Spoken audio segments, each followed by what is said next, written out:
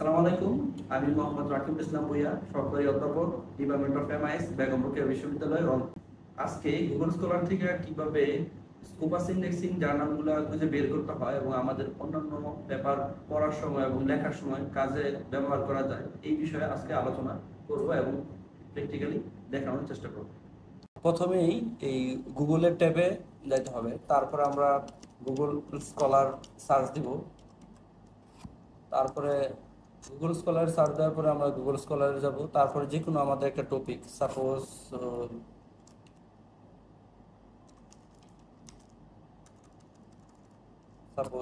Big data analytics capability নিয়ে search দিলাম। এখন আমাদের কিন্তু কোনো পেপারে কোনটা Scopus indexing Q1 Q2 Q3 Q4 একটা দেখাচ্ছে না। কিন্তু আমাদের এটা বের করার জন্য আমাদের অ্যাডিনে একটা সফটওয়্যার ইনস্টল করতে হবে আমাদের। তারপরে আমরা এক্সটেনশনে যাব, এক্সটেনশনে যাওয়ার পরে এখানে ক্রোম ব্রাউজার অপশনে যাব। তারপরে আমাদের আপনার এই excitation journal ranking and scholar এইটার নাম দিয়ে আমরা এখানে সার্চ দেব।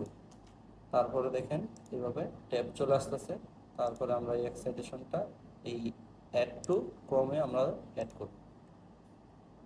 আচ্ছা, এখন আমাদের দেখেন এই গুগল স্কলারে যখন আমরা সার্চ দিছিলাম তখন কিন্তু এর আগে আমাদের র্যাঙ্কিংগুলো আসে না। আর এখন এই যেমন Q1 পেপার স্কোপাসে, তারপরে এটা হচ্ছে Q2 paper ABC ranking 2, ABDC B, এরকম পেপারগুলো আসতেছে। আমরা এই ক্ষেত্রে যেই পেপারগুলো র্যাঙ্কিং ভালো ওই পেপারগুলো একটু বেশি পড়বো, কারণ ভালো পেপার থেকে ভালো পেপারের সাইটেশন বা জাস্টিফিকেশনগুলো সবসময় ভালো আসে।